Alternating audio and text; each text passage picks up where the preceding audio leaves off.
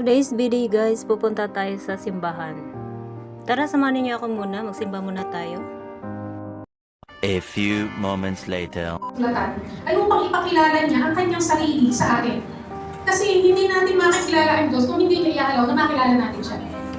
At isa sa paraan para makilala natin ang ating Panginoon ay nagbibigay siya ng mga iba't ibang pangalan sa banal na kasulatan. Ano ang mga kadalasang ginagamit na pangalan ng mga Kristiyano sa pangalan ng Diyos na gasgas na?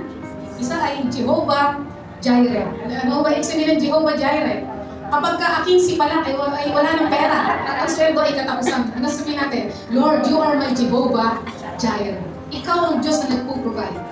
Kapag tayo natatakot at tayo nasa isang madilim na sitwasyon, sasabihin natin, Lord, you are our Jehovah Shammah. Ay madaling tandaan yun. Bakit Shammah? Shammah. Ikaw ang aking kasama-sama. You are our Jehovah Shammah.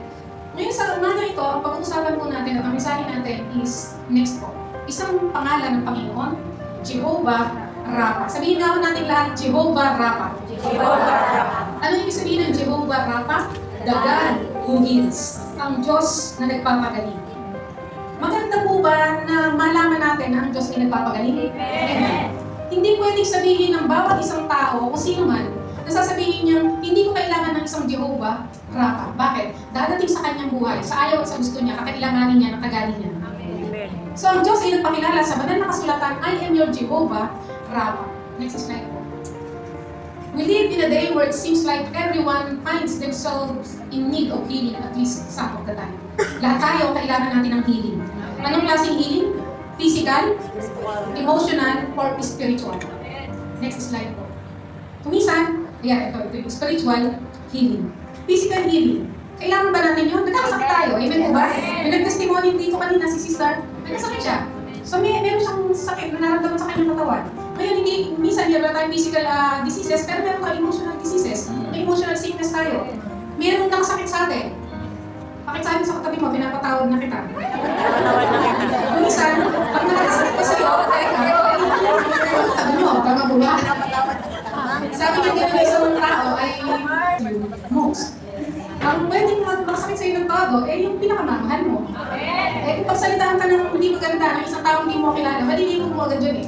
Pero yung pagsalitaan ka ng katabi mo araw at gabi na natutulog, baka pakainin mo ng betsin ng maya para umuwi ka sa Panginoon. So, ibig sabihin, nararamdaman mo yung sakit ng damdamin. So, kahit hindi tayo physically in sickness, ay pwede magkaroon tayo ng emotional sickness. Another thing is yung spiritual sickness. At sinabi ng spiritual sickness, ay yung sa espiritu.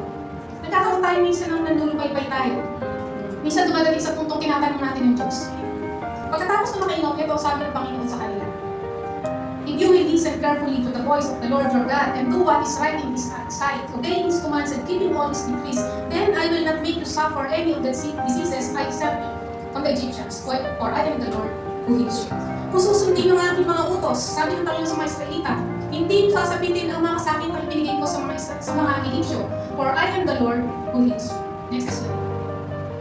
In the midst of their bitterness, exhaustion, and hopelessness, God reveals Himself to them not only as deliverer, but also Jehovah Rapha, their healer. Sabi doon, bitterness. Minsan pag umaabot po sa buhay niyo na bitter na kayo, parang naisip niyo na kawawa ako, parang ganito na lang yata ang kinabukasan ko, wala na yata akong magandang hinaharap. Sino dito minsan nakakapagod na, parang minsan pagod na ako. This Hebrew word, yung Jehovah Rapha, is used 60 times in the Old Testament. Napakarami po pala. Yung first yung binasa natin, pero sa mga susunod, 60 times, it means to restore. Bakit po kailangan yung repair? May diferensya. Diba? Sabi sa katabi mo, malaki yung diferensya. So, masasabihin yung katabi mo, may diferensya. Pag sinabi mo sa kanya yun, pero alam yung bilang tao, kailangan natin i-repair eh. Kasi nadadamage tayo eh. Kapag nakaharap ka sa isang sitwasyon na parang sinasabi ng iba na, wala nang solusyon dyan. Ipagpasa Diyos mo na lang. May ganun pa nga po, naging po ba? The God of all flesh, is there anything too hard for me? Kapag ka parang iisip natin, Lord, wala nang solusyon, nasa dead end na ako. Lagi mo tatandaan yung Jeremiah 32:27. Ang sabi ni Lord, is there anything too hard for me? Ano sagot doon? Wala. Walang imposible sa Diyos. Kay Lord, walang dead end. Amen po ba? Walang may dead end doon, pero kay Lord, wala. God takes away to give something better. Hindi ko asawa pinag-uusapan. Amen po ba? God takes away to give something better. Next. Kay Lord, sa Matthew chapter 8, verse 1 to 3. Ang ganda nung sinabi niya. Sabi niya, nung siya lumapit kay Lord, sabi niya, Lord, if you are willing, you can heal me and make me clean. Lord, kung gusto mo. Ang ganda nung, di ko ba? Kapag meron tayong sakit, huwag na huwag mong isipin hindi ka gusto pagalingin ng Diyos. Kapag may sakit ka at tinanong mo si Lord, Lord, are you willing to heal me? Ang sagot ni Lord, I am very much willing. Gusto ni Lord na gumaling ka. Ayaw ng Diyos na may sakit ka. Amen mo ba? Sabi sa katabi mo, ayaw ng Diyos na may sakit ka. Hindi pa ngayon. Number 2, God heals our emotional wounds. Some say that physical pain is nothing compared to emotional pain. Tama po ba yun? Yung sampalin ka, kapag wala na yung kirot, okay na yun. Pero yung emotional pain na naranasan mo out of that sampal, mas matagal maalis. Mahirap maalis. Meron isang may sakit sa banan na kasulatan, itong babae inaagasan ng dugo. Gano'ng katagal siya inaagasan ng dugo? 12 years. Hindi ho siya 5 days in a month. Hindi ho.